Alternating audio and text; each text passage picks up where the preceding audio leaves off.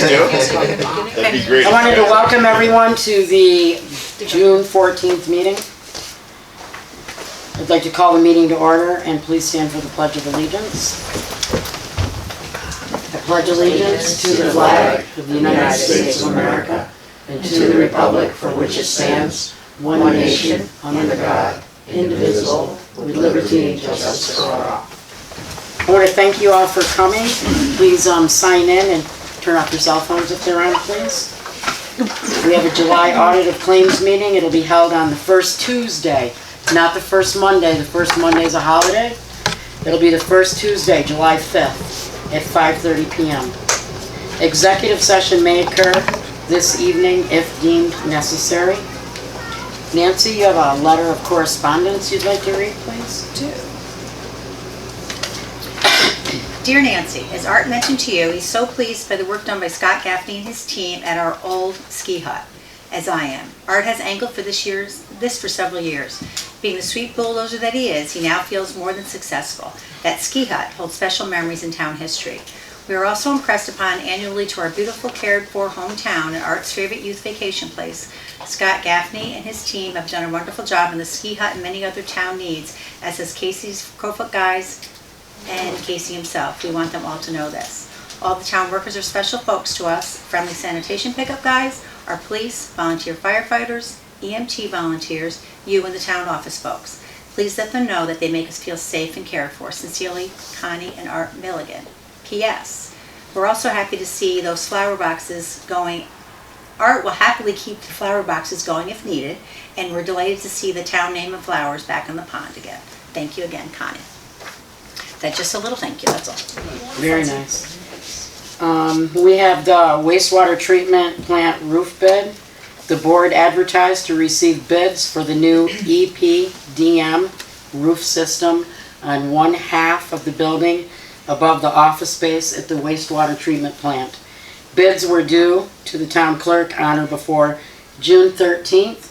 All bids will be publicly opened at the June 14th meeting. Nancy, do we have any bids? We have one bid, and this is from SJBS Construction. SJ what? SJBS Construction, known as Roscoe's Roofing. Okay. Roscoe, yeah.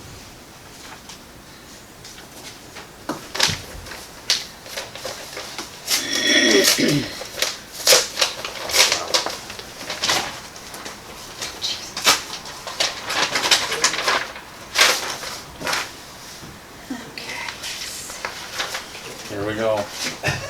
So we have the non-inclusion certificate, we have the bid bond, those are the two things we need to have. And a total cost of $307,000.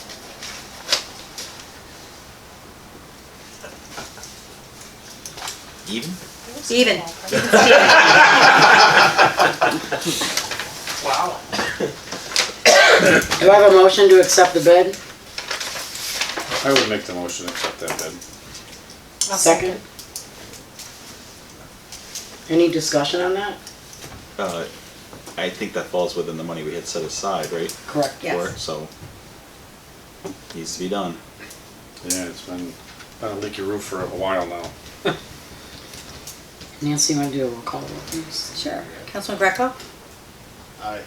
Councilman Gardner? Aye. Councilwoman Green? Aye. Councilman Ross? Right. Supervisor Baker? Aye. 5 ayes. The hauling of solid waste bid. The board advertised to accept bids for the hauling of solid waste from the Town of Webb Transfer Station to the designated Oneida Herkimer County Waste Management Authority site. All bids were due to the town clerk on or before June 14th at 7 p.m. And I believe we have one bid.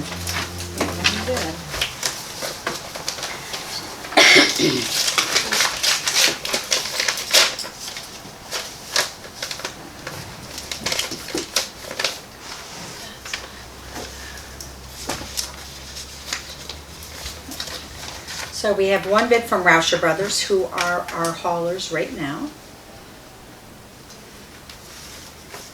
And we have a non-inclusion certificate, like we're supposed to. So they have a tiered rate. July 1st, 2022 to June 30th, 2023, $360 per haul. June 1st, 2023 to June 30th, 2024, $370 per haul. July 1st, 2024 to June 30th, 2025, $380 per haul. There will be a fuel surcharge of 5% per 50 cents over any fuel exceeding $5 per gallon. And they did that last year. We had a clause on it last year. Well, that's obvious that that's gonna happen. A little while. Can I ask what our current rate is? We are paying $320 right now. Oh, It so went, you jumped.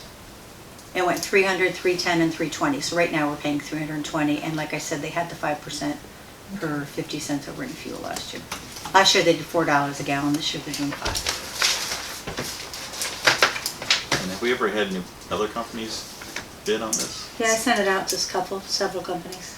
Steve Hoffel used to haul for us Steve Hoffel. individually, and it just became too much. His vehicle got old. So that's the only other that I recall. Do I have a motion to accept the bid? Motion to accept the bid. Second? Crap. I'll second it. Prices are up and everything. Is that Kurt? Yeah. Yep, Kurt.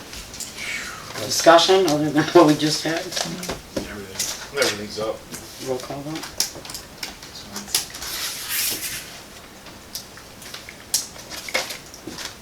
Councilman Greco. Aye. Councilman Gardner. Aye. Councilwoman Green. Aye. Councilman Ross. Aye. Supervisor Baker. Aye. 5 ayes. Assistant Building Inspector, the Code Enforcement Officer, Andrew Getty, created a second Assistant Building Inspector position. This position is full-time and year-round with benefits. Andy Getty and myself conducted interviews on the recommendation of Andy Getty. He would like the board to appoint John Williams as our new second Assistant Building Inspector. Do I have a motion to appoint John Williams as the second Assistant Building Inspector position, full-time with benefits, effective June 6, 2022. The position is not civil service. Do I have a motion? I'll make a motion. Second? Second. Any discussion on that? What training is involved with that? They get trained by Justin, and they also are, I believe there's things online from Herkimer County. Not By possible. Andy, you mean? Yeah. Oh, sorry, Andy. Okay. Andy, and I think there's stuff. And you, that, believe you have, I don't know what law says, I think you have to have a license. Does you have to have a license? Building inspector license? I'm not sure. The I don't think data so. collector has to take a test. I know that. I don't know if there's a, Oh, anyway. They don't have to, no. Well, there wouldn't be a test of it, No. That's right, there's no civil service test. no. Okay. And this thank was you. in the budget. We planned for this Oh, year, yes. so this is not a surprise. and do we have a roll call vote? Councilman Greco. Aye. Councilman Gardner. Aye. Councilwoman Green. Aye. Councilman Ross. Aye. Supervisor Baker. Aye. Holding flags. Okay. Short-term rental.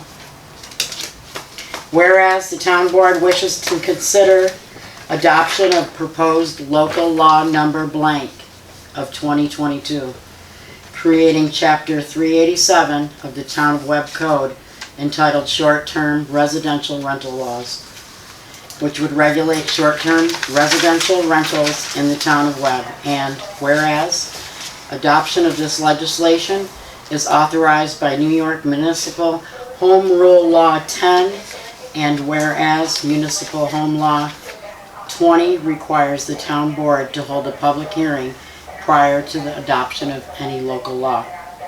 Now therefore be it resolved that the town of Webb shall meet and hold a public hearing at the Macaulay Mountain Chalet, 300 Macaulay Road, Town of Webb, New York, beginning at 6 p.m. on Thursday, July 14th, 2022, to hear all interested persons and take any necessary action provided by law concerning proposed local law number blank of 2022.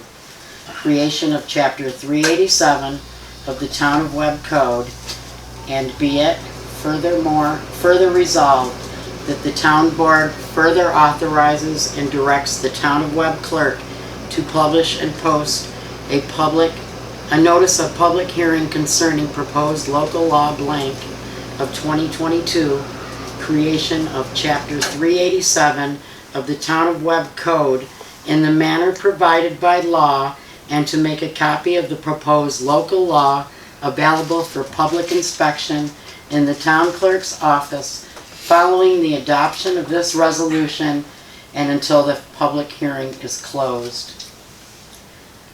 Do I have a motion? You sure do. I'll make that Barb, motion. second. Second. Is that Tommy? Tommy? Can you do a roll call vote, please? Councilman Greco? Aye. Councilman Gardner? Aye. Councilwoman Green? Aye. Councilman Ross? Aye.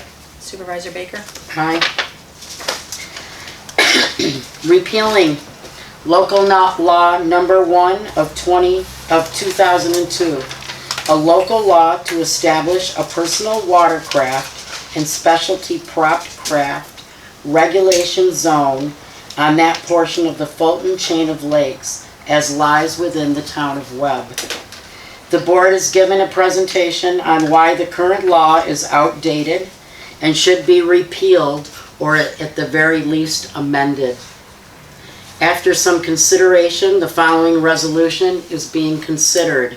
Whereas the town board wishes to consider adoption of law number blank of 2022, repeal of Article 11B of Chapter 190 of the Code of the Town of Webb, which would eliminate the current existing personal watercraft regulation zones on the Fulton chain of lakes.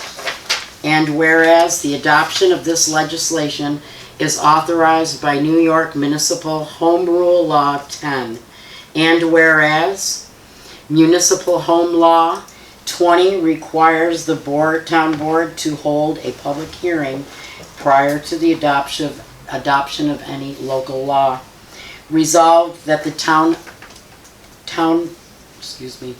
resolved that the Webb Town Board shall meet and hold a public hearing at the Town of Webb Municipal Office at 3140 State Route 28, Town of Webb, New York, beginning at 7 p.m. on Tuesday, July 11th, 2022, to hear all interested persons and take on any necessary action provided by law concerning proposed local law number blank 2022, repeal of Article 11B of Chapter 190 of the Code of the Town of Webb. And be it further resolved that the town further authorizes and directs the town clerk to publish and post a notice of hearing concerning proposed local law blank of 2022, repeal of Article 11B of Chapter 190 of the Code of the Town of Webb in the manner provided by law, and to make a copy of the proposed local law available for public inspection in the town clerk's office following the adoption of this resolution and until the public hearing is closed. Do I have a motion? Can I just ask a quick, it's stated July 12th in here, but you said July 11th, which is the correct date? Whatever our meeting is, the 12th. The 12th, I'm Okay, sorry. just to. Yeah, it's the July 12th, our next meeting at 7 o'clock. Okay. Thank you. I'd make a motion on that. Okay, do I have a second? Second. Do a roll call vote, please. Councilman Greco? Aye. Councilman Gardner? Aye. Councilwoman Green? Aye. Councilman Ross? Aye. Supervisor Baker? Aye. 5 ayes. The DPW department has purchased a new garbage truck, 2023 Freightliner, for $174,461.14. And the 2007 Sterling was traded in. I need a motion. The board authorizes the supervisor to transfer $174,461.14 from the refuge and garbage reserve account to the refuge and garbage equipment line to cover the purchase of the 2023 Freightliner. Do I have a motion? So moved. Second? I'll second. Any discussion on that? Again, that was in the budget. That was in the budget Plan. from, yep, Well, it's in capital reserve, yeah. yep. Would you like to do a roll call vote? Councilman Greco? Aye. Councilman Gardner? Aye. Councilwoman Green? Aye. Councilman Ross? Aye. Supervisor Baker? Aye. 5 ayes. Full-time highway laborer. On recommendation from the highway superintendent, the board appoints Walter Scott Egan as highway laborer, full-time with benefits, effective May 16th, 2022. Do I have a motion? I'll make a motion. Second? Second. Do a roll call. Councilman Greco? Aye. Councilman Gardner? Aye. Councilwoman Green? Aye. Councilman Ross? Aye. Supervisor Baker? Aye. 5 ayes. Assessor Justin Masters and myself conducted interviews on the recommendation from them. The board appoints Norm Skiana, the new data collector. This is a full-time job with benefits and is a civil service position. Do I have a motion to appoint Norm Skiana as the new data collector? This is a full-time job with benefits and is a civil service position, effective 6/13/2022. I'll make the motion. Second? Second. Nancy, can you do a roll call vote, Councilman please? Greco? Aye. Councilman Gardner? Aye. Councilwoman Green? Aye. Councilman Ross? Aye. Supervisor Baker? Aye. 5 ayes. The supervisor has conducted interviews for a part-time cleaner. On a motion that the board appoint Kimberly Fendler as part-time cleaner effective 6/20/22. Do I have a motion? Make a motion. Second? I'll second. Any discussion? It's desperately needed during the summertime, especially with keeping up with all the bathrooms, Mm-hmm. making sure everything's going smoothly. Sounds good. Anybody else? Nancy, could you do a roll call vote, please? Councilman Greco? Aye. Councilman Gardner? Aye. Councilwoman Green? Aye. Councilman Ross? Aye. Supervisor Baker? Aye. 5 ayes. The Macaulay Mountain Scenic Chairlift. The board has spoken about increasing the fees for the summer chairlift at Macaulay Mountain. And I guess we'd like to know what the board would like to do. The increase for adults was mentioned to go to $10. The veterans and children was mentioned to go to $7. And then it was talked about going veterans and children 5 and adults 10. So I'd like to know what the pleasure of the board would be. From being in the discussions and talking with Stevie, I think that the $10 for the adults is good, and maintaining the veterans and children's and seniors at 5 is a good way to start, and not increasing both. Sounds fair.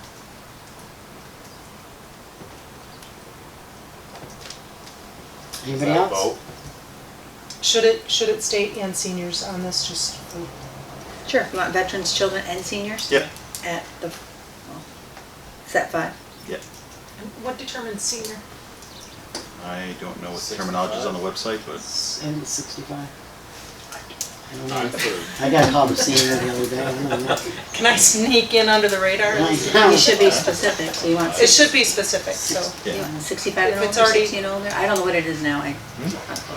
maybe if it's already on the website, check and see first. Okay, and then If if not, I not, then guess- 65? If That's not, fair. we'll put 65, okay. Kurt, when you talked to Steve, what was his reason for not wanting to go to what we talked about initially? his was just with everything going on, like, and prices wise and everything like that. It'd be nice to not make a jump on both sides, to be a little bit softer on it. That going to 7 to 10 for the, or 6 to 10, I think it is for the adults, but leaving the kids and vets at the same was a nice compromise. We are still increasing, but you know, working with the community and people coming to visit here, not trying to go so high on both. And, you know, he was saying he's the one that has to sit there and explain it to everybody, and he felt good about explaining it that way. Essentially, not putting words in his mouth. But, you know, I'm just so- curious what, And I think that's a valid point he had, so I was personally fine with doing that, going to the 10 and 5 then. Is that for the summer season or for the fall also? That would be for the fall too, summer and fall, Until further notice. until we change it. Yeah. But- Right, till we but change it. Anybody else? It'd be effective until we have this discussion again ever in the future. Do we have a motion? But just for the scenic, Sorry. yeah, not for the winter, obviously. yeah, that's, so 10 and 5. Make a motion. Oh, I'll make a motion for that. 10 and 5. Second? I'll second. James, want to do a roll call? Sure. Councilman Greco? Aye. Councilman Gardner? Aye. Councilwoman Green? Aye. Councilman Ross? Aye. Supervisor Baker? Nay. Soccer turf. We have a motion that the town board declare the indoor soccer turf surplus and donate it to the town of Webb School. Do I have a But, motion? just so people weren't about that, that's just the turf that's over at the rec center that we've had for years. It's kind of, it's not really worth anything right now, or, so the school, we talked about trying to find people to take it, because it is something to take care of, and they talked about using it outside for batting cages and stuff like that, for some other, maybe some track and field, some baseball stuff on the outside of the school, so we just, they had also reached out to us about giving us a scoreboard, because they actually use the same wattage foundation through the school to get some stuff over there. So the scoreboard there, the gymnasium, they want to give us one if it works and fits in there. So just kind of just working together with them. But that's all that's about, is just finding a new home for that turf, since in a couple weeks it's going to be useless to us. Do you have a I'll make a motion? motion, yeah. All right. Second? I'll second it. Be out of that storage room. Get it out of there. That's the, Somebody it's supposed to be can low do VC, something else? yes, yeah. And they're going to take care of it, they're going to haul it, and they're not using it all, but they're taking it off. Right, good, good. Councilman Greco? Aye. Councilman Gardner? Aye. Councilwoman Green? Aye. Councilman Ross? Aye. Supervisor Baker? Aye. Five ayes. Okay, here's what we do. Here's the reason now. Alright, Yeah, why don't you read this one? That'd be awesome, thank you. okay. She offered. Wastewater treatment plan bond. Whereas the Webb Town Board duly established the Town of Webb Old Forge Sewer District in accordance with the New York State Town Law, and whereas the Town Board wishes to make improvements to the wastewater treatment facility and related infrastructure in accordance with Town Law Section 202-B, and whereas BCA Architects and Engineers has prepared a preliminary engineering report and addendum revised by Addendum 1 dated June 8, 2022, here, with appendices concerning the proposed improvements, together with estimated costs of such improvements. And whereas the engineering report and addendum with appendices were duly filed in the town clerk's office and made available for public inspection. And whereas, although the town of Webb is a town partially within the Adirondack Park, the district does not contain state lands assessed at more than 30% of the total taxable assessed valuation of the district. So permission of the state comptroller for the proposed expenditure is not required under Town Law Section 202-B. Now therefore, it hereby resolved as, 1, the proposed improvements will include, but will not be limited to, new solids handling improvements, roof replacement, the other half, anoxic zone improvements, wastewater pump station, wastewater disinfection, and headwaters improvements, inflow and infiltration improvements, and other wastewater treatment plant improvements. Included, related preliminary and incidental costs, as the treatment facility has not received a major upgrade since it was constructed in 1982. 2, the estimated cost of such improvement is $4,724,000. 3, the cost of the improvements will be paid by the obligations to be issued by the Town of Webb on behalf of the district. 4, the Town Board shall meet and hold a public hearing at the Town of Webb Visitor Information Center, 3140 State Route 28, Old Forge, New York, at 7 p.m. on July 12, 2022, to hear all persons interested in the improvement of the wastewater treatment plant facilities described above, and to take such and further action as may be required or authorized by law. 5, the town board hereby authorizes and directs the web town clerk to duly publish and post a notice of public hearing not less than 10 days nor more than 20 days before the public hearing date as required by the town law, section 202-B. That's it.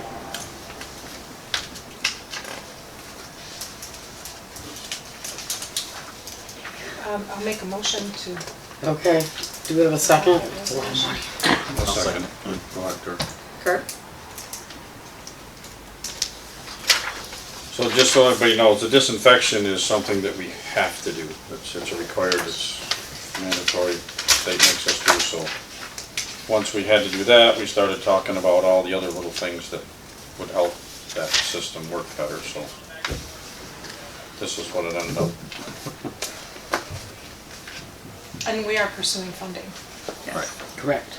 Don't expect. And my understanding is by doing this, it basically allows us to pursue funding for all these other options too. We have one more check in the box for Right. funding. Right.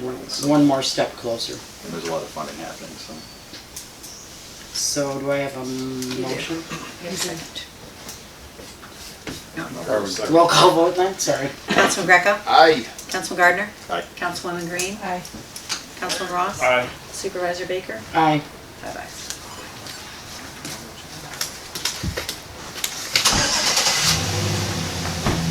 All right, I guess we're going to, Mr. Gardner, what do you have this evening for us?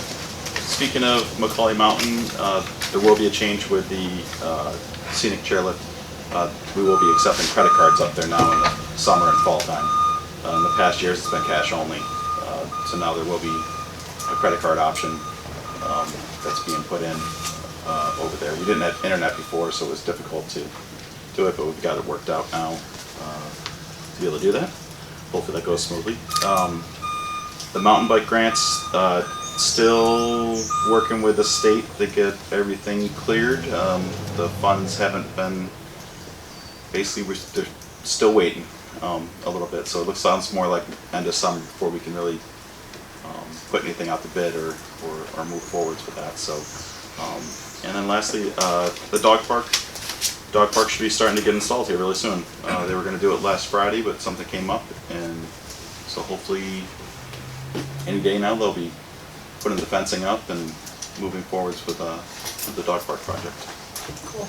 And then lastly, I talked to Chuck about the snowmobile trails. He said everything's looking really good out there. He's got some areas that he has to work with, some drainage areas on Trail 5. That's coming up, but basically everything's looking really good out there. That's it. Awesome, Tommy. Rec center, we have some dates for the install. It's looking like the middle of July that we're gonna, we've decided to wait until after the vintage snowmobile event, so I think it's Friday the 8th, and then, or Friday the 7th, and then into Saturday the 8th of July, have a second day to do it, and then they're gonna put the lines down on Monday. It takes like 3 days, so we're talking in a couple weeks here, we'll have turned that place around and made it useful for everybody. I know there's some concern with some other folks with the lines and all that stuff. I talked to Jack, the rec director, about that. And with the advice from the installers, we're just leaving it as is with all the, the pickleball courts, the volleyball courts, basketball courts, baseball, diamond, soccer, all that stuff is, making the most use out of the space. I know some people had tried to direct it a different direction, but we kind of, that grant, $133,000 we got for nothing, was directed towards the ages of 5 through 18, so we wanted to make sure we were specific towards that. And I think we talked about a roofer checking it out and taking Yeah, a I look have at 2 calls into a roofer. Yeah. I haven't gotten a call back yet. And there's just to have the roof looked at in certain spots from where the heat used to vent out of there. I also had Joe Wicks and Chris Cochran from the Community Foundation in Herkimer County reach out to me, and I had a Zoom meeting with them about like community outreach development, things of that nature. Joe specifically had a lot to do with the downtown revitalization grant Little Falls got for $10 million, which led to them getting another $8 million from the New York Power Authority. So that was pretty cool that they kind of tried to see where we were at, my viewpoint on stuff, and the rest of our board to kind of see if we can find some other ways to get money to take care of all this stuff that we obviously have in front of us. And you know, maybe I'm a little biased, but I think everything in the area right now is just heading in a really good direction. So thankful for that, and that's all I have right now. Thank you. Tommy, can you talk about a little about, because I did get asked about the pickleball situation. Is it, how many courts are gonna be over there, or what? There's going to be two. Two? The thing with that is, like I said, I'm sure there's kids out there that play pickleball from that age group, but to kind of design the whole place or more towards that, number one, it makes all that area very, very busy with the other lines. I mean, there's already, Kurt's, you know, seen it, and this is on the advice of the installers. There's two, and also, I don't understand why we have to jump to just take away what's going on at Park Ave currently. You know, we can still use Park Ave for pickleball and stuff. So I mean, and there's a tape that they leave for you that is a certain type that will allow you to add stuff down the road. I just wanted to, and I reached out and told Jackie just to let her, you know, picklers know, like, we can add these down the road, but we want to see where the usage lies. We also talked about that committee that we formed to, you know, figure the scheduling out so it doesn't just have everybody jumping at it trying to, you know, direct it a certain way. Because in my opinion, I think we need to stay true to what we said it was going to be for. You know, we were given $133,000 for a certain age group, and this floor allows us to do everything that we're going to be doing in there. So in the future, like, you know, the Bishop Snowmobile event and Snowdeo and all that stuff, you know, can all be done in there. Pickleball can all be had in there. But as far as the actual format of the lines, it makes sense to just It's gonna be busy. even it out, you know. With the 2 courts in there and all the other stuff, I mean, there's a lot of lines going on too. And the reality is too, is right now, when they do pickleball over there, there's no lines at all. So if there's a demand for that many more courts, I'm sure that they can get resourceful and, you know, we're not having a tournament. We just want to see how everything goes What's the first size of a before we pickleball add. court? They're small. It's half the size of a tennis court. Yeah. They've been playing over here on the tennis courts. So we have multiple options for Yeah, that to it's- So just asking, I was Yeah. just, I get where I she's didn't coming really have from, an I answer. understand their concerns and all that, but we want to make sure that we're, you know, making this place towards our youth, because like I said, we don't have an indoor facility for our youth. It's going to be for everybody, but we just have to be fair with it, and that's all. And I think we're accomplishing that, really. It's a small space for all of those Right. lines and fields Sure. and courts that we're doing. It's not a, it's And not yeah, like it's I a don't think- full-size rec center. I don't think we're gonna not use the other facilities. Yeah. I don't know, we never talked about that. Mhm. I know it's not in the greatest shape over there in some respects. I mean, you brought up the floor, had some issues in that, but. I think having that as a backup plan for those folks is a great thing, you know, like, hey, when you can go over there and use this new floor and state-of-the-art stuff, great. If, you know, if it's full with a bunch of kids, you know, young kids playing ASO soccer, then you gotta go over there. Kinda how it works, sharing. Thank you. Yeah, Barb? thanks. Yes, real quick. I did send an email to Nate Anktil from NYPA to ask if he could check on the NYSERDA application for the energy assessment at the Hildebrandt building that he's referring to. And he said they're waiting for follow-up from other applications as well. So I wondered if Nancy could please send a follow-up email to the address that you sent the application to originally, and just prod them. Secondly, the Sharp location is still in process. The painting is complete except for touch-ups on the inside. The large planters removed and grass is already growing on the front lawn. The handicap ramp has been purchased by us and will need to be installed. School attorney has not completed the MOU as negotiations took precedence over that recently, but it will be coming soon. Is there going to be a committee appointed to for the program to handle move-in considerations such as furniture purchases and communicating with the school board? Okay. The Community Health and Wellness Fund is providing monies towards the senior needs at the new location, like furnishings and that sort of stuff. So it would be nice to coordinate those efforts when we can. And those efforts actually are above the job description of the program coordinator for Sharp. I had email correspondence with Dan Kieferbach, Bonnie and Don Hall regarding the Community Development Block Grant application and the need for a project selection and advisory board. which is a citizens committee. Don provided the background information for what we would need. Dan is going to discuss it with his housing committee to see who would be interested in serving. Bonnie will appoint 5 to 7 people after our first public hearing is held for this project. This application will be the result of assessments and interviews with respondents to the housing needs study that was done for existing homeowners in Webb earlier this year. Andy Getty has begun communications with Nan Stolzenberg regarding our zoning review and update that was necessary to bring the regs in sync with our comprehensive plan.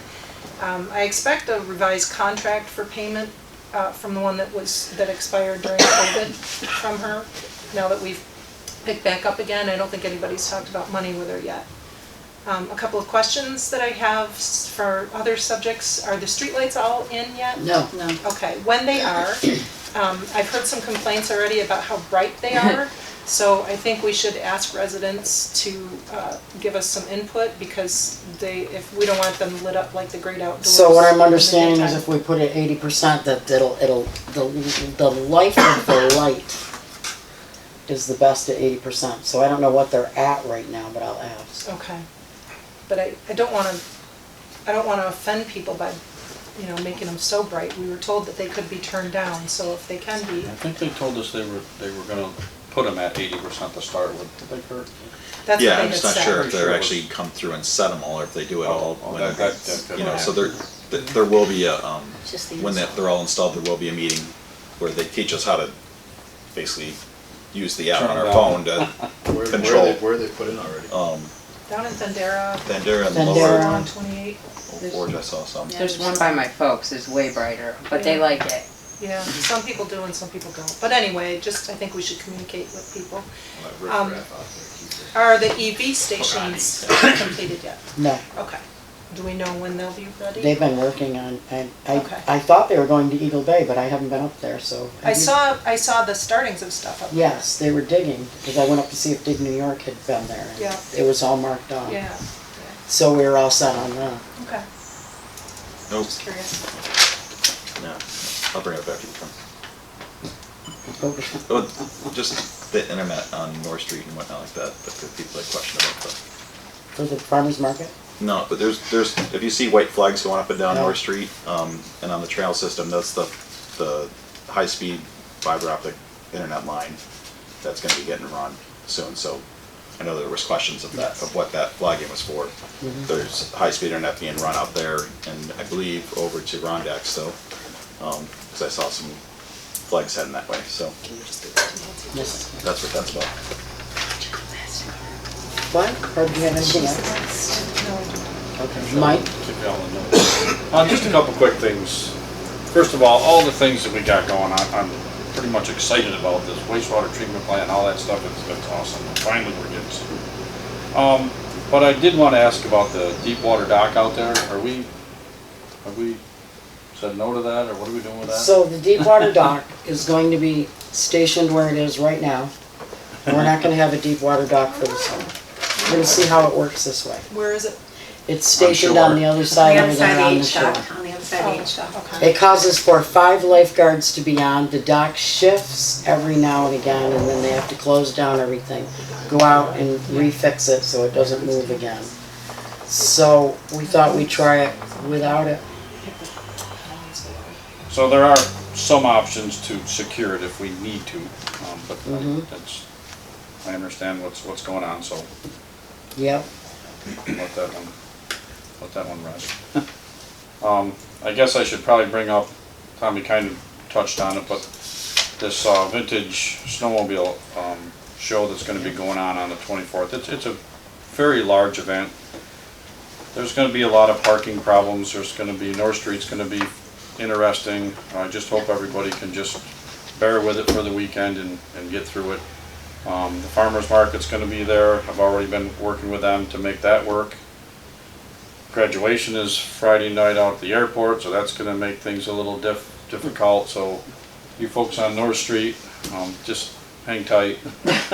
I'll do the best I can to keep it organized, but it's gonna be fun for, Friday night's probably gonna be the roughest, Friday and Friday nights. So. Are the police aware? Yes, but I will keep after them. Yes, I did mention to them a while ago, that I gotta get the chief down there and tell me where I can and can't park, things like that. So, other than that, no, I don't have anything else. Is that a one-day event? Saturday, Sunday, but we're allowing people to set up on Thursday night, Friday, and then the event Saturday, Sunday. If everything goes well, everybody will be out of there by 4 o'clock Sunday, Except the tent guys. except the tent guys.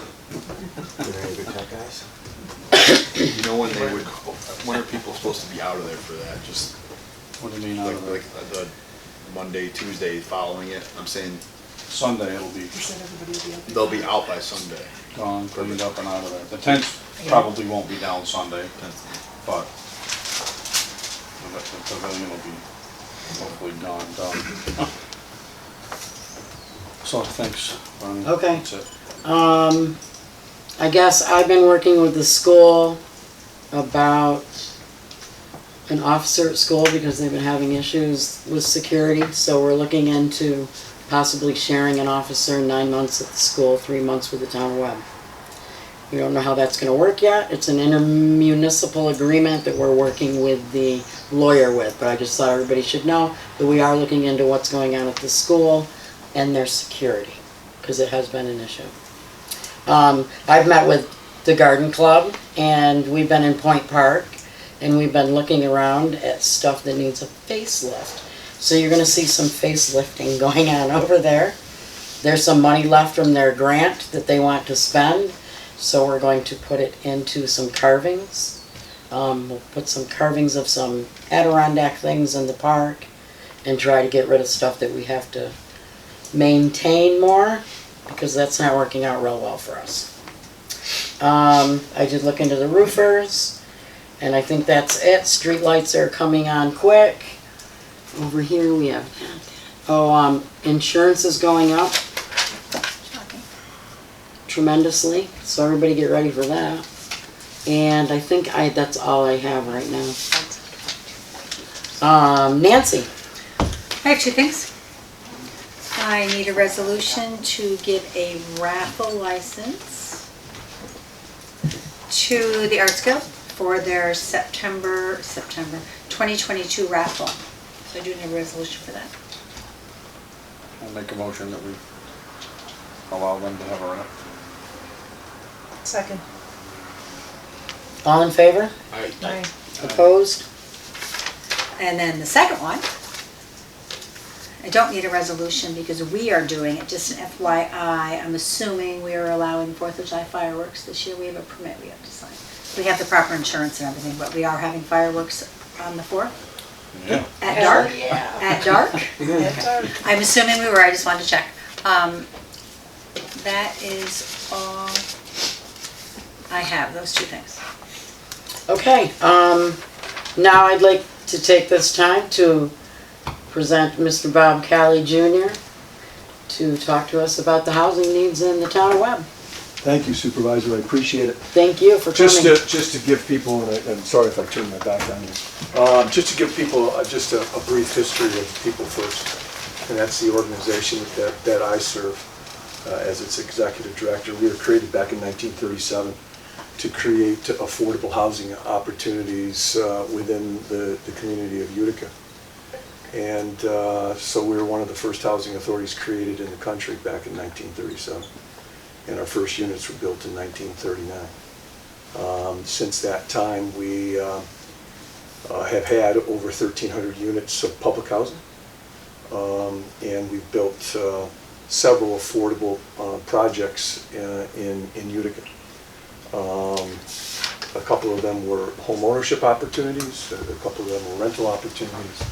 We also worked with the United Housing Authority a couple of years ago on a project that they built in Sylvan Beach at the old Sylvan Beach Elementary School, where they created a senior disabled project.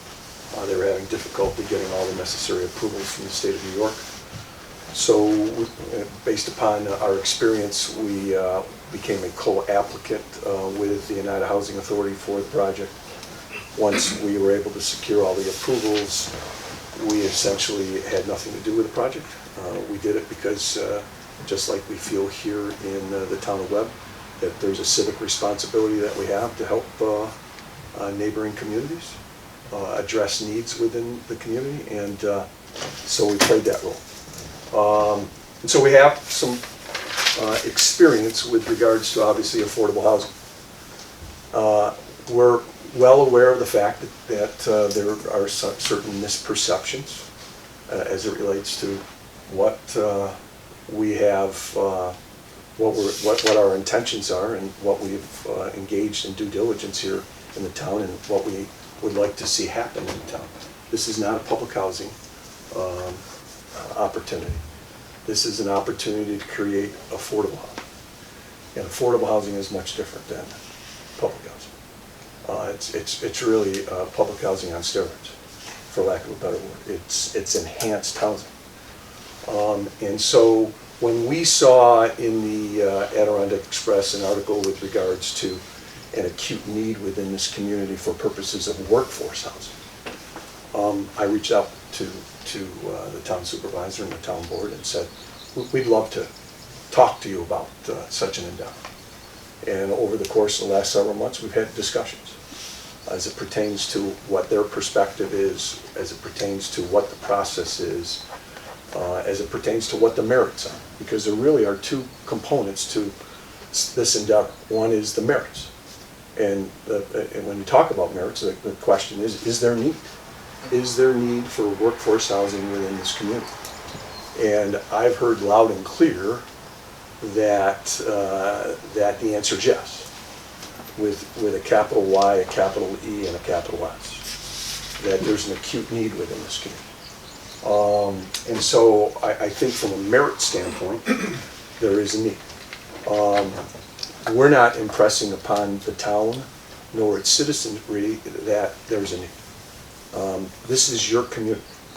And so the issue with regards to need is really yours, not ours. If in fact there is a need within the community, then we certainly can play a role as it relates thereto. But based upon the last 6 months in our discussions and talking with people, I thought the answer was a resounding yes.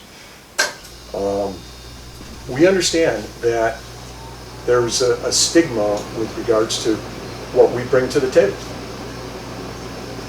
We get it. Back in 2013, we made a strategic decision because of stigmas and because of the fact that we realized that we had to be more than a key to people to change our name, to change our mindset, to change our mentality.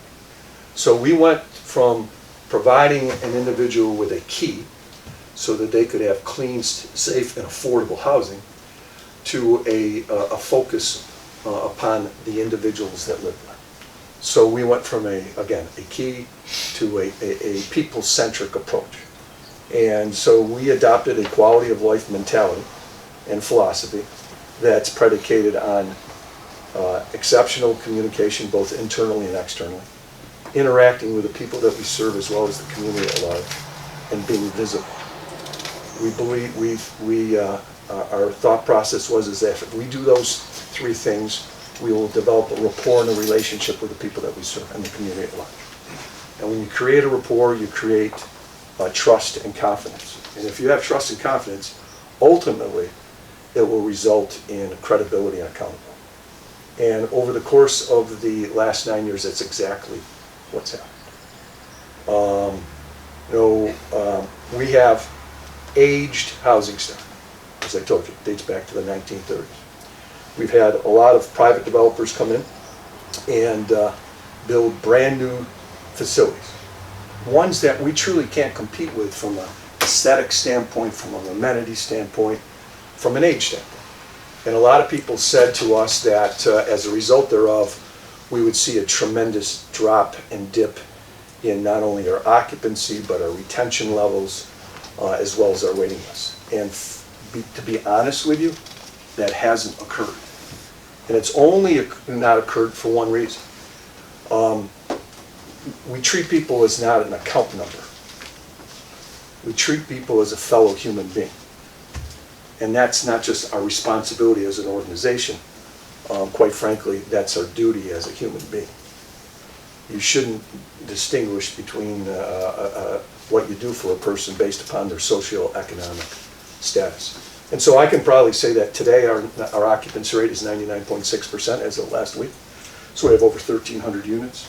We right now only have 4 units that are available for occupancy. We have 8 units that are on modernization hold. And the only reason that we compete with the new projects is because people know when you treat them differently. People know when you truly care and are committed to a cause and to a mission. And our mission is quite simple: enhance the quality of life of the people that we serve within a community.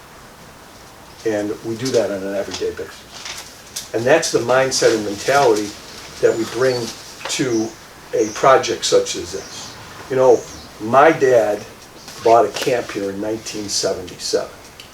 And my father said to me, man, these people are real in the North Country. And he felt privileged that the North Country was part of his DNA. And he was killed in an accident just outside, an automobile accident in 2012, just outside Fendera. And my son, who's an assistant district attorney, was here. He was happened to be in court across the street, and got to the accident, seen his son. And so, and he succumbed to his injuries as a result of that accident. But if he were here today, he would just tell me 2 things. He would say, make sure you take care of those people, number 1. And number 2, make sure you do it right. And that's the mindset and mentality that we're going to bring to try to create workforce housing in this community. It's not public housing. And so we believe that there's merit. We've done our due diligence. We're on the precipice of buying some property here. There are a host of contingencies in a purchase offer such as this. So you have one end of the spectrum, you have merits, and on the opposite end of the spectrum, you have process. And the process associated with an endeavor such as this is pretty simple. Complex, but pretty simple. You have to secure the necessary funding streams, the funding resources through the state of New York to undertake workforce housing. This is not an application of original origin. It's the state of New York has approved other projects in the North Country that are dealing with the same acute need. The state has put in their coffers in the state budget. They've allocated $2.5 billion towards affordable housing over the next 5 years. This is the second $2.5 billion endeavor that they have created within the last 10 years. So there are monies available. This is not a pie in the sky scenario. This can be brought to reality and fruition. There's no question about it. How long does it take?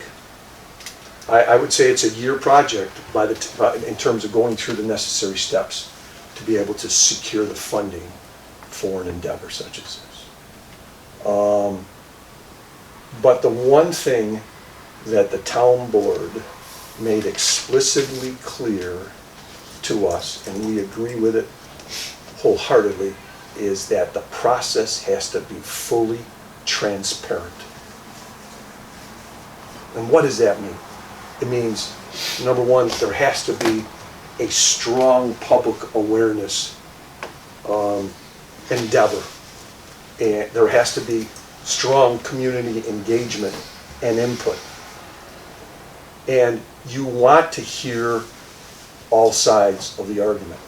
Because at the end of the day, the goal is not just to do the project, but to do it right. And so perspective is important. And we share the sentiments that have been expressed to us by the town board as it pertains to public awareness. So we're here tonight to say that we believe, based upon our internal due diligence, that it's a worthy endeavor, that there is merit for such an endeavor. This is not public housing. There are strong regulatory requirements as it pertains to workforce housing. People have asked me, well, what kind of proactive measures do you impose in public housing when you bring residents into your community? Criminal background check, minimum credit scores, personal references, landlord references, FBI checks. I question how many private landlords in this community that have such stringent requirements as it pertains to the merits of somebody moving into their house. We take those responsibilities very seriously, okay? Public housing is truly a microcosm of society, of a community. There are some bad apples, but every community has bad apples. The lion's share of the people that we serve, and we have about 4,000 residents, the lion's share of the people that we serve are hard-working, poor, low middle-class people. They carpool. We have 40 or 50 people that get up at 4 o'clock in the morning and carpool to Chobani down in West Edmonton. Those are the type of people that we have. We have a substantial immigrant population. But I can tell you about this immigrant population, at least the ones that have migrated to Utica. Unbelievable work ethic. They bring old world values that many of us have yearned to see in our communities. Committed to their families, committed to their fellow citizenry, and they're extremely religious. Okay, they bring old world core values to society, and the only thing that they ask in return, give them an opportunity.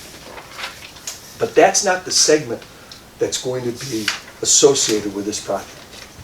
You have people that want to live in this community, you have people that want to work in this community, and for whatever reason, those opportunities have become more and more less available.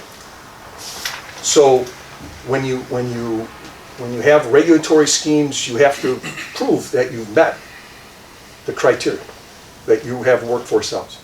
The other thing that people don't realize is that there's annual recertifications. So you lease these facilities, or you lease these apartments on an annual basis. And the process that you went through to do your due diligence to make sure that those people met the criteria, you have to go through that process every year. So whenever your anniversary date is up, you have to go in, you have to prove your income, you have to prove that you meet the criteria, and you have to also withstand a pretty rigorous unit inspection process to ensure that you're living up to your obligations to be a good resident. The other thing I'll say is, we all conjure up images of what affordable housing is. Cheap, minimal construction standards, don't live up to the energy codes, and I can say that's not the case. You have stringent energy codes. You have to exceed certain LEED standards in order to build it. The second thing is, we've offered people tours of one of our projects in Utica, central air conditioning. They will have hard countertops, so you'll have granite, quartz, you'll have stainless steel appliances. Our goal and objective is that there should be no demarcation between affordable and market rate. A person should not live solely based upon socioeconomic status. And so we'd like to just call this housing. Okay? The demographic might be a little bit different in terms of who we appeal to, but this should be deemed housing. This isn't to try to segregate populations. You're going to live over here, and we're going to create a red line district, and that's the only place that you can go. That was done in the 50s and 60s. Okay? It shouldn't be done today. The second thing is that we want this to be an integrated community. And what do we mean by integrated? We want to create some market rate housing that will be within the development. So it's not just going to be all affordable. If somebody wants to live in these units because they're appealable from an aesthetic standpoint, they're appealable from a location standpoint, they're appealable from a floor plan standpoint, people who don't meet the financial criteria can pay market rate for these units. So we're looking at creating units that we can't segregate, market rate here, affordable here. They'll be integrated within the community, and we can do up to 20% with regards to mixed income, and that's our goal. And the sentiments that I've heard, not from a formal standpoint, but from an informal standpoint in our communications with the town board, is they like that concept, that you don't segregate this particular population.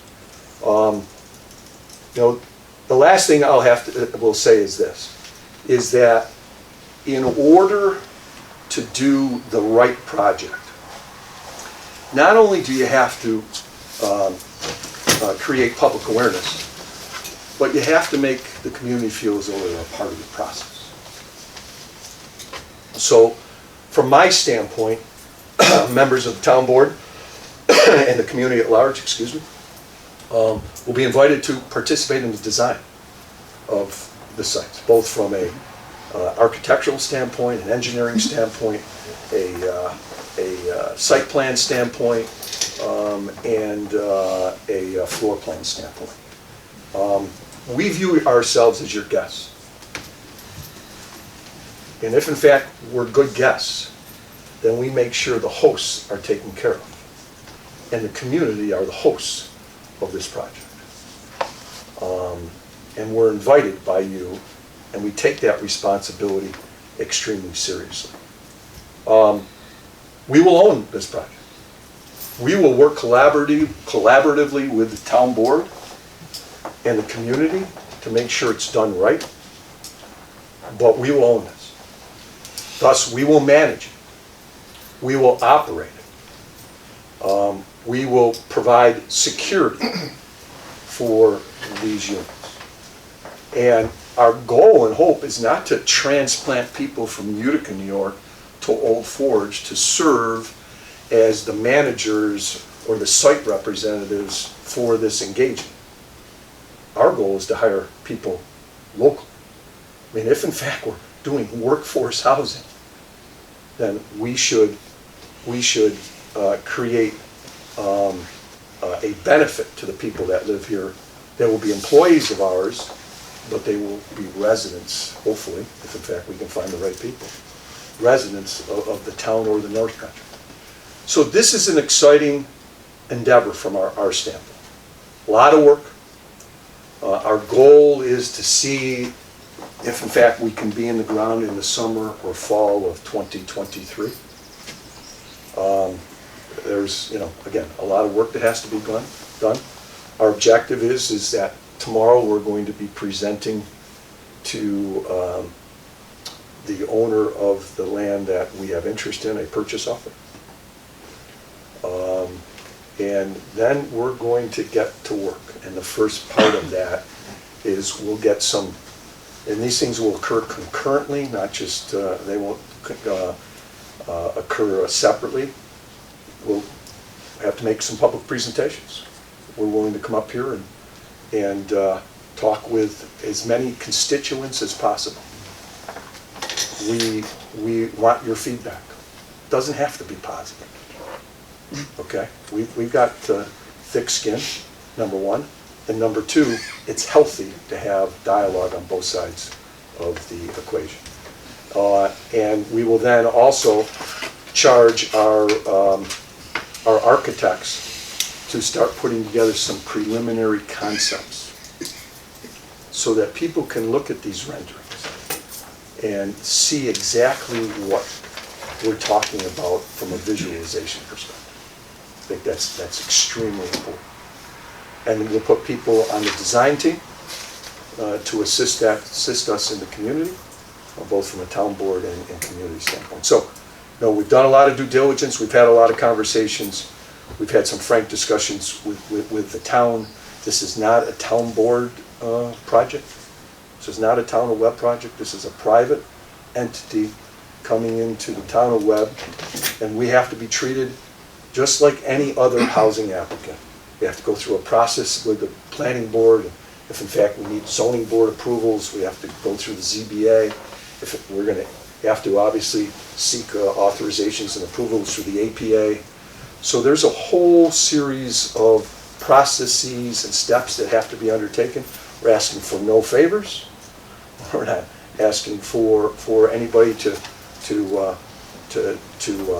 provide anything but an opportunity to present our plans. And if in fact you concur with us that there is need and what our plans are in concert with what you view as being an asset to this community, then we'll move forward. And we'll be joint partners and collaborators as it pertains to the project. So with that said, I'll be happy to entertain any questions that people might have.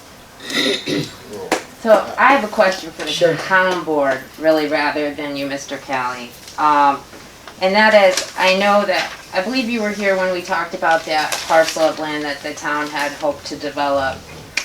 And then we talked and we hired Mr. Hall, who advised us that public housing, not workforce housing, public housing was the way to go to maintain the type of control we need to solve our local housing crisis. So I'm curious, does pursuing Mr. Callie's plan put an end to the public housing plan that we were discussing? Sounds like it. Yeah, So that's what I'm asking. Yeah. I mean, I know you're directed at them, but I'll just provide our perspective. We did our due diligence with regards to the Joint Track Road site. Yes. You know, it was awfully small. It had 7 or 8 acres of land. We thought that the number of units that we might need to put up there just wouldn't be accommodating. So my question is accommodated. not about the So public site. housing is That's not. what it's about. Public housing is not the purpose of this endeavor. Right, The purposes of this endeavor is strictly Sure. workforce housing, and in answer to your question, while No, we're no. going to own it and operate it, we're going to work in concert with the town board. Sure. So they're going to set some parameters as it pertains to this. Sure. And you're answering questions about your project. I would like to hear them answer about what happened to public housing. So I think I'm gonna bite on this one. Thank you. I know Don is really chomping at the bit, but I think while we've been doing this due diligence, we have had tremendous learning curves, all of us, about what we're doing, what we're pursuing, and public housing may or may not be the right terminology. That's why it's evolved into, we're all saying workforce housing, because it still is an affordable method to allow our own people who can't afford to live here to be here. So I think we're just trying to get away from the negative connotation that we derive from that term of public housing. That's, from my perspective as a board member, that's where I see us sitting with this. But Mr. Hall came and told us public housing is not a bad word, right? And it isn't. I don't think it is. I was really, I don't think it was looked at as a bad word. right, well, I just Or a keep hearing a negative, lot of let's put it that language way. about the connotations of workforce housing. And actually, the more that it's described like there's a connotation of this, or let me tell you about the very nice poor people who live here, it actually sounds worse. Like it actually, like, I don't think any of us think of our fellow community members who can't afford housing, because our housing is through the roof, and our service-oriented community pay scale is just not up to the housing costs. I just, Right. Well, that's But- the purpose of this. but then we're So talking right about now, units where somebody goes through a unit inspection process and things like that to make up sure that, you know, the security that's involved. I mean, I just don't envision our neighbors living in a, It's really one of those things where there's no other option at this point.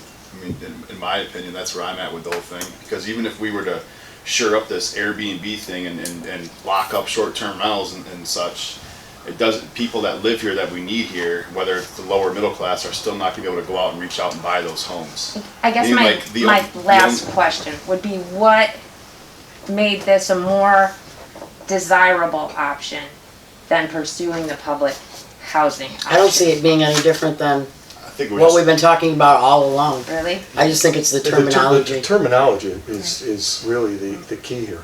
From a financial commitment standpoint, a person who engages in workforce housing juxtaposed to public housing pays the same scale. They essentially pay 30% of their adjusted gross income towards their rent. I think the difference with public housing is that the government owns it, right? The public owns the housing, and that's the difference between your workforce housing and the public housing. No, we Right. own public housing.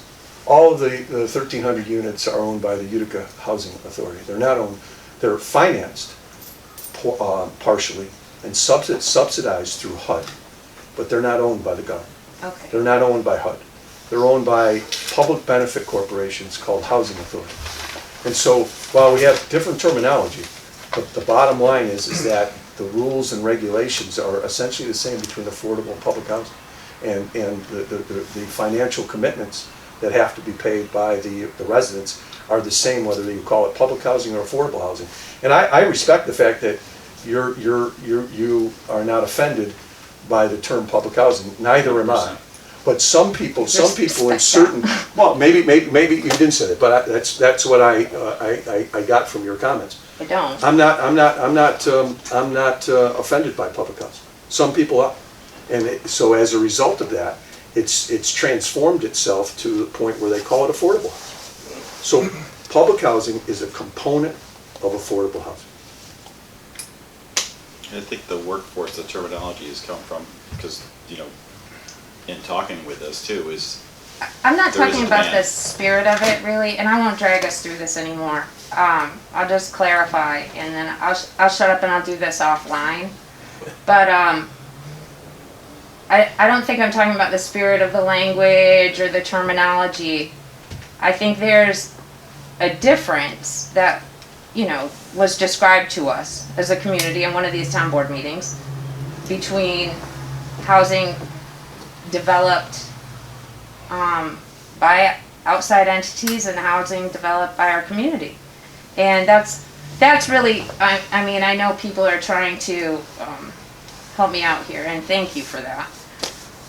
It's good to be among friends, so thanks for that too. But I just, I'll do what I can do offline, and then we can keep moving on with the meeting.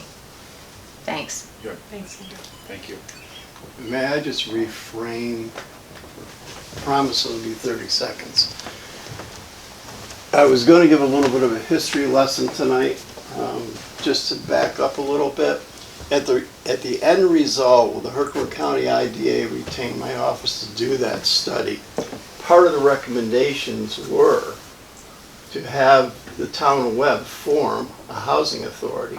Because I remember specifically being asked by one of your town board member who's here tonight, what would happen if we sold that site to a private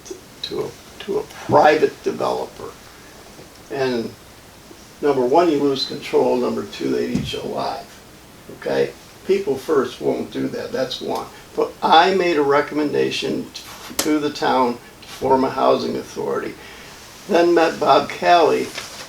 He invited me to Utica, sat down with Bob, and I learned something. I did not know that the Utica Municipal Housing Authority and a handful of others in New York State, created in the 1930s, could act outside their corporate boundary. Since then, if you form a housing authority, and it's very difficult to do, but once you do that, you are limited to the jurisdictional political subdivision that you exist within, okay? So that's probably where we might have gotten crisscrossed a little bit. We have changed plans based on the ability of people first to come in here and be your partners. Mr. Hall, that was the explanation I was looking for, thank you. That's what I was asking. We got him here. Thanks. Good job. Steve? Steve's center itching too. One of the things that created the dilemma in our community is everybody buying up the houses and turning them into short-term rentals. What is in place with your program that will stop people from buying up these units and doing the same thing? The regulatory requirements that you sign for purposes of the undertaking are 60 years in length. And if you don't adhere to the regulatory requirements with regards to workforce housing and their stringent requirements, then they can take away your grants and issue them to somebody else. So there are preclusions in the documentation that go on record in the county clerk's office that these can't be sold for purposes of retail sale to somebody. When you accept their money, you accept their terms and conditions. The lion's share of the money that's brought to the table for these undertakings is government grants. And every year an auditor comes in, a private auditor comes in, and they review all the books and all of the files, and they issue a report to HUD or the state of New York, depending upon who's the source of funds come from, and they verify that you are in compliance with all of those terms and conditions. So it's very, very stringent, very, very stringent. They cannot be sold. They cannot be sold on a fair marketplace to others for the 60-year term. Well, when somebody acquires one of these units, they have like a contract, they have a lease, They have a lease. Okay. And is there anything in that that says they can't sublet it, re-rent it? Absolutely. Okay. Can't sublet. Can't sublet. Not only can't you sublet, but you can't have guests that stay in these units for more than 14 consecutive days during the course of a given year. So you bring in a guest, you subject yourselves to the cancellation of your lease and an eviction. And there's not an option for purchase either, right? What's that? There's not an option for purchase No. on these either. They can't purchase these from people first. Oh, no. They're just renting them. Yeah, I mean, I get what you're saying, Steve. I totally get what you're saying with the whole, yeah, I mean.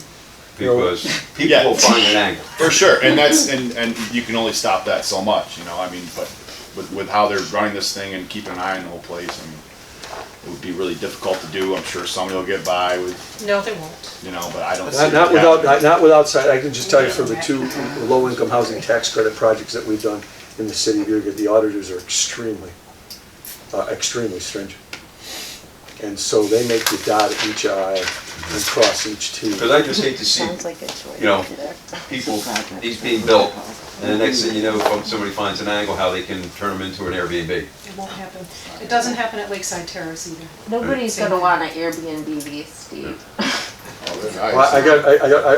Well, I beg to differ with you. You haven't, I challenge anybody that wants to come to Utica and see what affordable housing is in a project that we just built. And I will just drive you by there and you tell me whether or not you can distinguish it from market rate housing. I can tell you, It's it's built better than as my house. market rate housing. Beautiful. They're- So I take great pride. My philosophy is very simple. If I can't live there, nobody's gonna live there. And that's the way they're designed and that's the way they're built, okay? And you will consider these units to be an enhancement to your housing stock within this community. I guarantee that. People are gonna want to. So these aren't prisons, these aren't Airbnbs, these are people's homes. We built a home. And so this isn't the old days, okay? This is new, this is a new philosophy. It's been around for the last 20 years and it works. And it's something that people take pride in. You have great retention levels because people feel comfortable and at ease in their own home. They feel a pride in taking care of their units in their neighborhoods. We've seen tremendous, we went into an area where there was a 30-year-old abandoned elementary school called the Roosevelt Elementary School between Brinker Hunt, Taylor Ave, and the 1500 block. If you went there when that school was there, you would say 2 words: decay and blight. Okay, and if you look around the neighborhood, it would say the same thing. Why take care of my property if in fact there's an abandoned building sitting here for the last 30 years? Why should I reinvest in my property? So you had transient housing and you had absentee land. I can only tell you what's happened since we built it in 2017. We now have homeowners living in the neighborhood. We've seen a substantial rise in assessed valuation in the neighborhood. And we've seen people making investments in their property. Because now they say, and they can't, they were the doubters, the Debbie doubters. They said, well, public housing, Utica Housing Authority, you're just going to transform this from bad to worse. They've come to us and said, thank you. You have now given us hope and opportunity. And so the level of reinvestment in the neighborhood has been unbelievable. And that was, just so you're aware, that was a $20 million. We built 50 units of scattered housing. So it's not on one site. It's scattered on vacant lots throughout the neighborhood to try to create a larger footprint for redevelopment purposes. And it's had nothing but glowing reviews, and you can't tell the difference. Some of the board came down and looked at Roosevelt residents. I'll leave it up to them. I haven't. They can tell you what it looks like and how it feels. And you walk into the units that we saw, people take pride. It's amazing. It really is. It's transformed that neighborhood. Anybody else? Samantha, you had your hand up a while ago about something else. Yeah, it was something else. I was just wondering, it sounded like you were gonna do the boat meeting and the waste meeting here in this building. Thanks, Bob. When we had the boat meeting last year, it was up at Macaulay because there were so many people. This is the water, This is repealing the repealing the watercraft. not the boat Oh, parking. Not the boat parking, so it's a Oh, different boat. I wrote it It's down. repealing that watercraft. Then this will be a great room. You were just thinking we didn't have enough room. Thank you. Anybody else? Yes, sir? Yes, I'd just like to thank the town board for moving forward with the project regarding the PWCs, is the first thing. The second thing, I just want to make a comment on the streetlights. I know they are dimmable, and I know the technology, we're going with LEDs, I guess. They're a lot more energy efficient. The thing to look at that I'm definitely afraid of is, I guess they make them, you have like daylight, bright light, warm light. And I just found out somebody says that you can get them in different hues. One thing that comes to mind is when you go up past Eagle Bay towards Uncas Road, National Grid changed the light out, and it's a bright LED, bright light. It's terrible, okay? The other thing to think about your lighting scheme is what's it going to look like in the wintertime when we have a lot of snow and how much snow reflects bright lights. For those that are familiar with, like, I'll use Eagle Bay Park, they're like a soft orange light, and in the wintertime it's very beautiful looking, on that. So I just want to make sure that we're using the right, I don't know what the terminology is, hue or color, for the area. Warm, yes, thank you, warm, for the area, because if they change all these lights and they're bright white, even though you may be able to dim them down a little bit, you still have that brightness, and I just don't want to see this community look like a downtown, city with, with lights. Like a runway station? Yes. Like a runway? Yeah. So, I would just inquire on the different colors of lights and what is the best lighting for this, community. We already own them. So, We already own them. Ooh, okay. Yeah, So they're going up now, so. and I did inquire on that because I agree, and that sounded like I'm very sensitive to how light temperatures are and stuff, and these are the warmest option that was available to us, so that's, It's a safety thing. but it might also be a brightness thing, but that was a concern, is I wanted to make sure that we got the warmest ones available, and this was, the ones we're getting are the warmest ones that were available, so, but I think they are brighter, they're more efficient and they're brighter, so, once we start seeing this, we'll figure out what we're allowed to actually dim them to, which will also cut down on, depending on where they are, as far as the brightness of it. one of the things I love about, this whole area is the night you don't want a lot of light pollution and ruin the night skies up here. And that, we were told that these cast down, they don't Downcast go lighting. out like Okay. the old, whatever, I mean, halogen. So, or whatever the so old yeah, so ones were. this actually improves the night sky because of the projection of the way the beams are, because again, I'm all about the night skies, my whole life is the night skies up here, so trust me, like, when I. Okay, I just wanna make sure. But in doing that though, like, Bonnie and I drove down through towns and before this all, to see what it is, and because of all those things and the way that they shield them and project them down, it also enhances the power of the light, so it does appear much brighter, and it also pools them, so then there's dark spots between. So it's going to be a learning experience, but I don't know how far we're allowed to dim them down or what's safe or whatnot. That's not my expertise, but hopefully we can I'll find a be having a balance here. meeting with them as soon as they're finished with lighting Yeah. to figure all that out. So I know that we did get the warmest ones, and that Okay. as far as light pollution goes, it is projected downwards more than what we had now, where the Cobra style heads they call them. I think they call it downcast lighting. Yes, now. Yes, So now, okay. that is what we do get. All right, But just want to make sure. it also seemed like this was coming one, and I might be wrong with this, Just but by everyone? LED lighting is happening no matter what, whether we did this through the energy grant Right. that we got or National Grid, it was gonna get switched over eventually sometime, I don't know, maybe not as fast as it is right now, but it's being switched over everywhere, you know what I mean? So, in doing this with us owning the heads, it does save a ton of money in the long run, because we don't pay a rental charge for every The light single bill's head. gone down tremendously So, for the streetlights. I was shocked. So, because we're not paying rental, and also the LED uses much less energy, Right, so. and they're very With efficient. National Grid coming in and doing it, it'd be the same exact heads basically, is my understanding, but we have to pay a rental charge for every single unit and the electricity on it. So that's where the savings is coming from, is after 7 years, I think it was, 7.5 years. The payback. The payback is drastic to the taxpayers, so. Yeah, thank you.